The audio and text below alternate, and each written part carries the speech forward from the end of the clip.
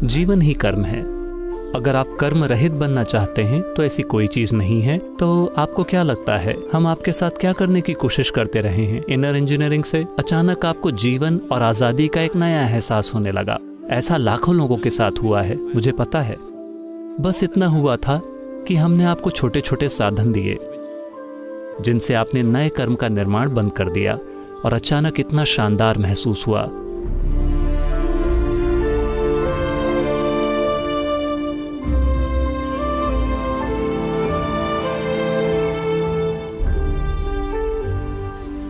इसे देखने के कई तरीके हैं।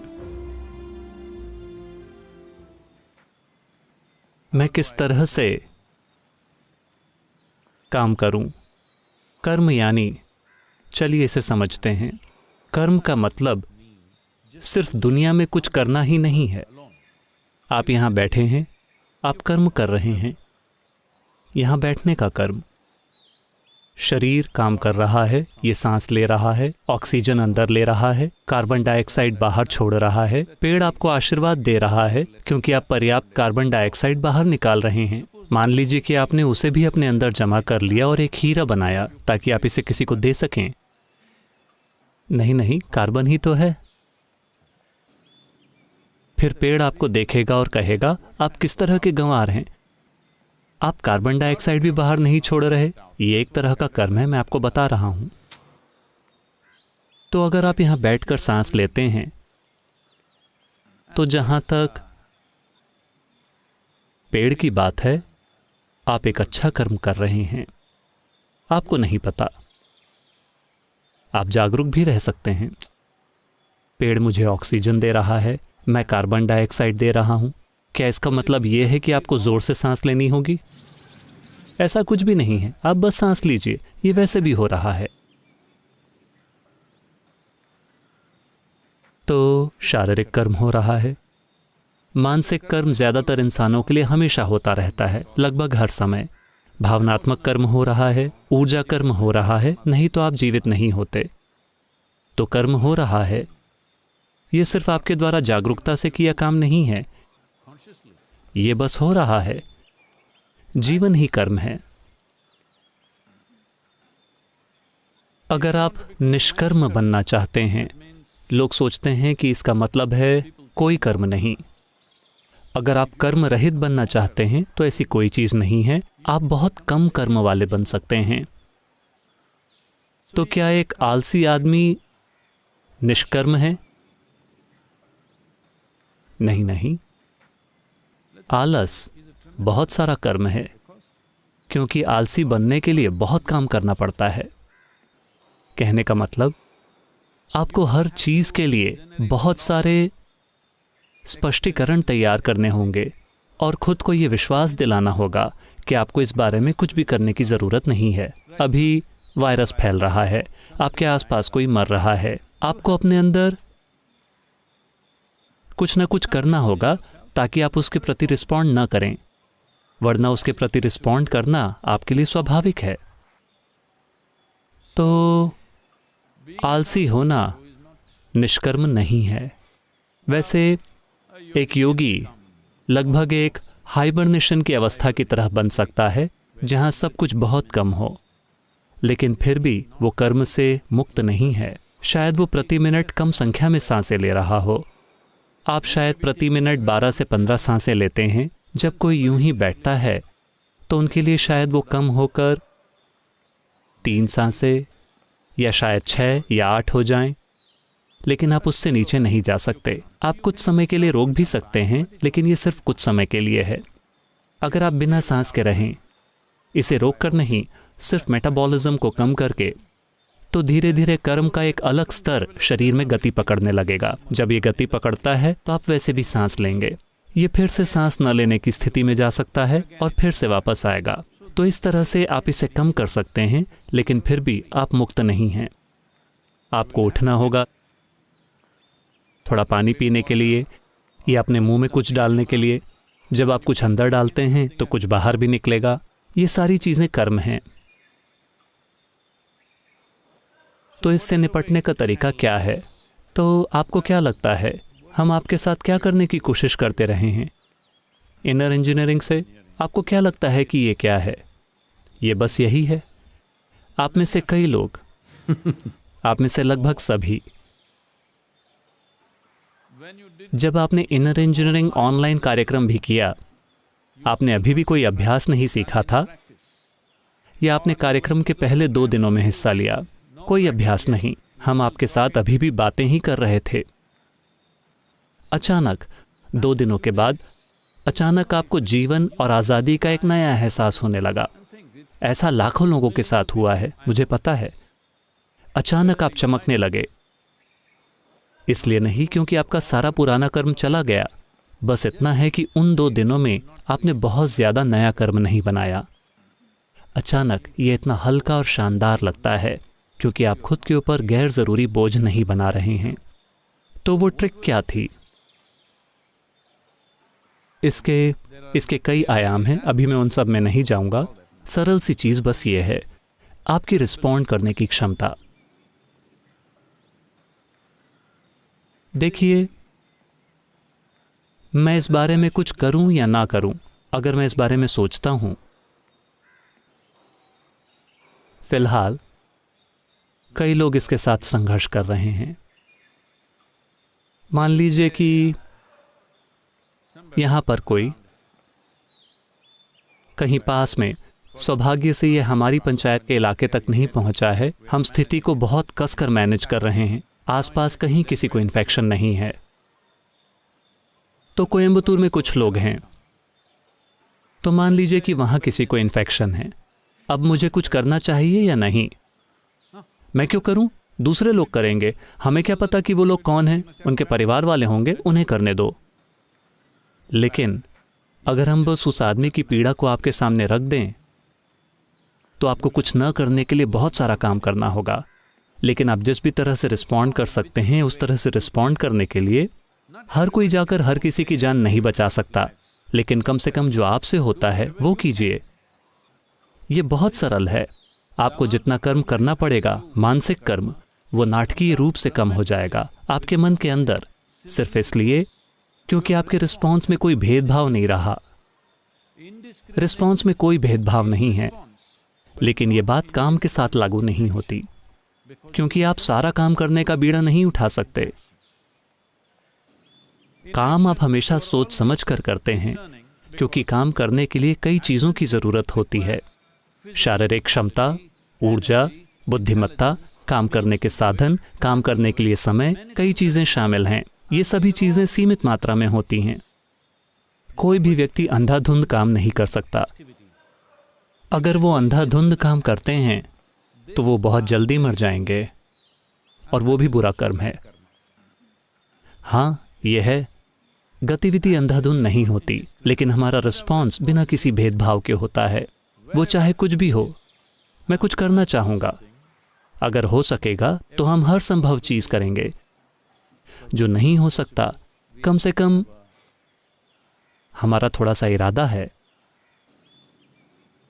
सिर्फ उस एक वजह से आप कार्यक्रम में आए और आपको उस तरह की आजादी का एहसास हुआ। लोग मुझसे पूछते रहे हैं, सद्गुरु, योग के अभ्यास के बिना ऑनलाइन कार्यक्रम कैसे काम करेगा? मैं चाहता हूं कि आप जान लें कि शांभवी की दीक्षा के लिए आने से पहले ही आप शानदार महसूस कर रहे थे, सिर्फ इसलिए क्योंकि आपने नए कर्म बनाने बंद कर दिए थे।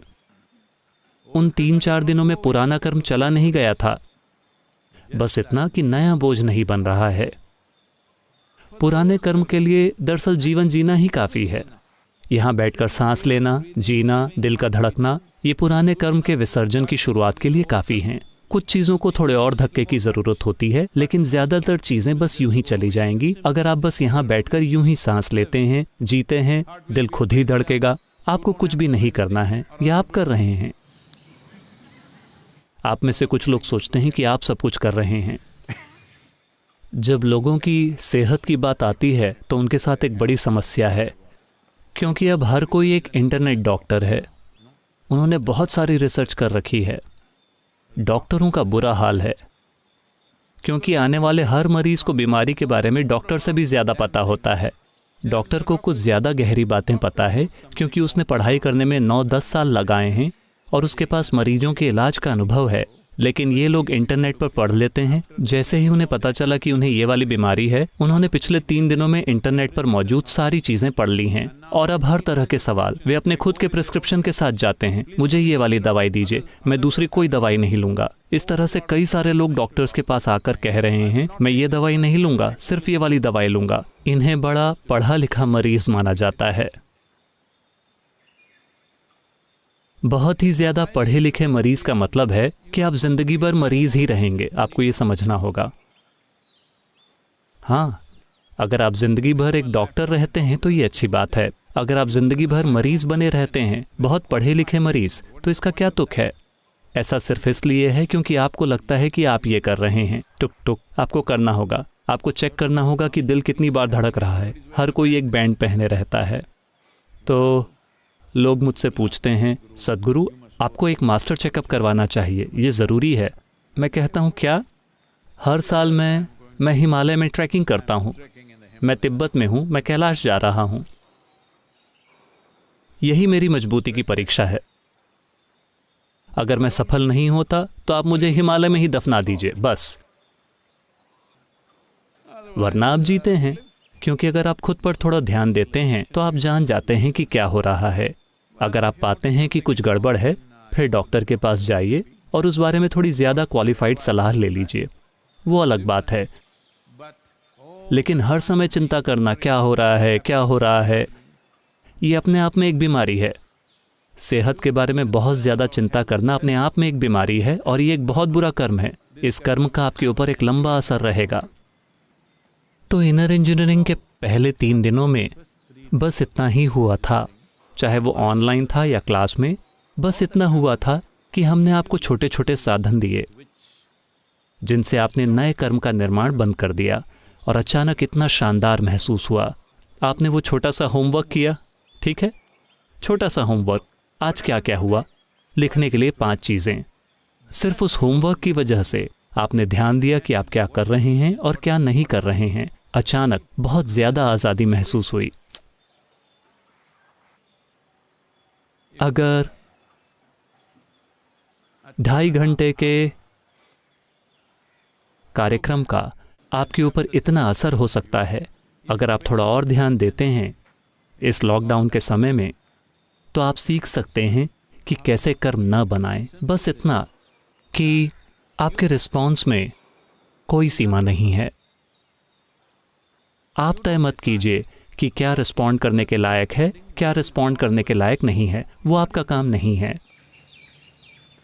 एक चिड़िया, एक टिड्डा, एक चींटी, एक इंसान, आदमी, औरत, बच्चा,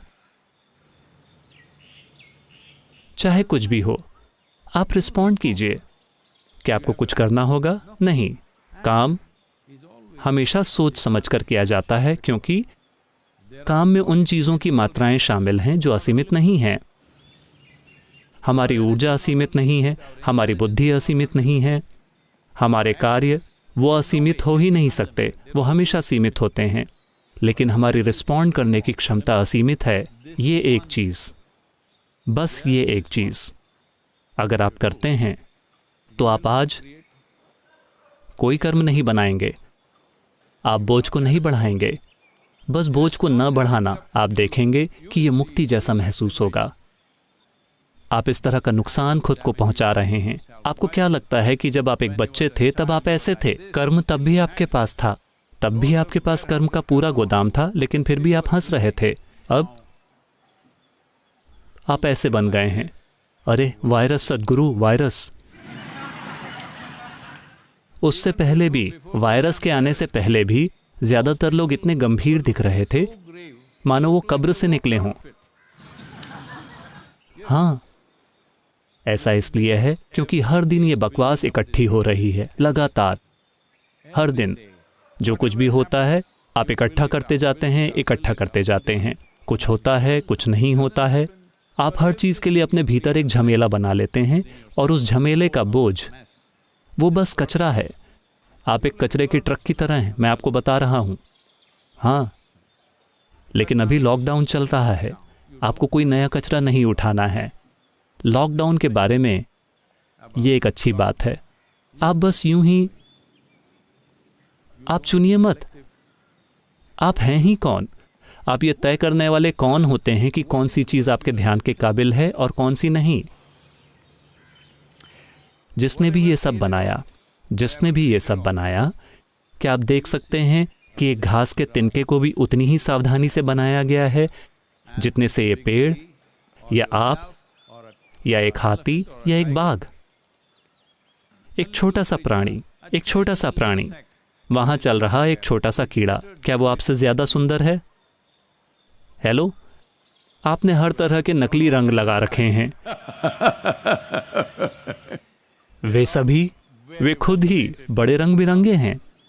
तो जिसने भी बनाया, क्या सृष्टि ने इन छोटे छोटे प्राणियों पर आपसे कम ध्यान दिया है? नहीं।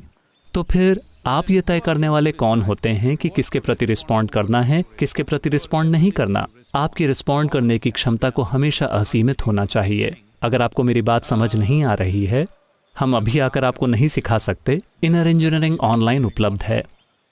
बस इन 3 दिनों को देखिए।